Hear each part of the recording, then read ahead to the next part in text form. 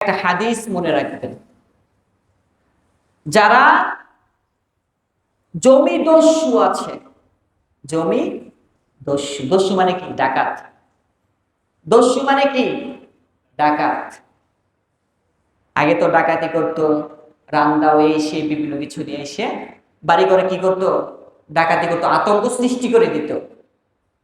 কিন্তু এখন কিছু লোক বেড়ে হয়েছে জমি দস্যু, মানে জমি ডাকাতি করে। কিভাবে করে?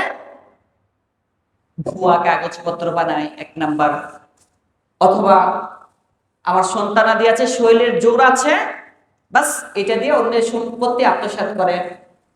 অথবা আমার দলের লোক আছে, নেতা খেতা আছে, এগুলো দিয়ে অন্যের সম্পত্তি আত্মসাৎ করে।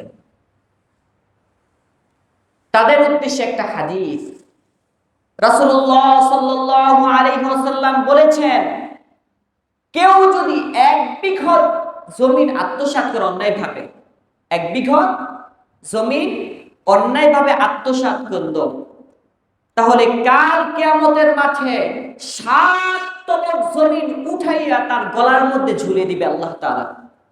তোমার জমির অনেক শখ ছিল, তাই না? অনেক শখ ছিল, এই জমিনটা এখন কিয়ামতের মাঠে ঘুরো, ঘুরো তুমি ইচ্ছা মতো।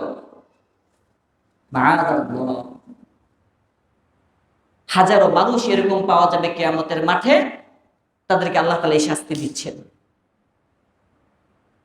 এই শাস্তি দিচ্ছেন।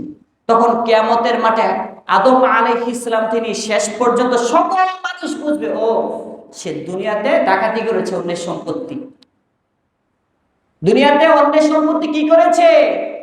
ডাকাতি করেছে। এজন্য আল্লাহ রাব্বুল আলামিন তাকে এই শাস্তি দিয়েছেন। আল্লাহ আমাদেরকে হেফাজত করেন।